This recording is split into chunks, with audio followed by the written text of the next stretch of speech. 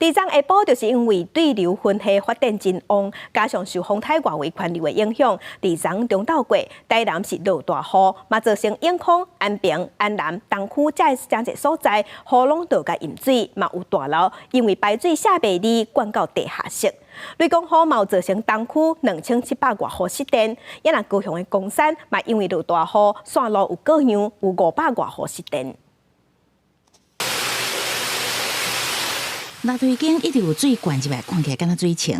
这栋伫台南市安南区君安路的大楼，因为午后这阵大雨，向雨量伤大，中庭消透袂赴，真侪水冲入来地下室。雨水沟的排水来不及啊，全部往我们的那个建筑物里面水往里面排，造成楼梯像瀑布一样，其实对住户的安全蛮疑虑的。 环保局电设施去大水引起，自豪赶紧用沙包挡水，因为雨来得紧够大，永康区嘛真侪所在积水。中正路、安康下凯路因为积水封起来，造成车回迹，周边的道路嘛拢淹水，水捌超过20公分深。你家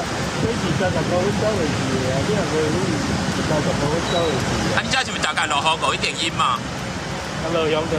永康、新化、仁德、归仁、关庙等区皆达到大雨的标准。那目前气象署针对台南地区发布大雷雨即时讯息。第一时强降雨的原因是风台外围环流刚午后对流分系发展伤强。初五下晡，台南、高雄、屏东、台东拢有落大雨甲大水雨。落雨时阵，阁有雷公四呐。台南东区因为安尼线路设备故障，2709户停电点外钟。 高雄原来有电火条啊导火的惊险画面，午后雷公雨造成光山区新乐街顶路段518户停电。台电表示是电火条啊引接开关的矮啊有涂粉，拄着雷公雨了后，电流外泄，xử理电火条啊出现火星。当然已经全力抢修，上晚初五暗时就会全部复电。记者综合报道。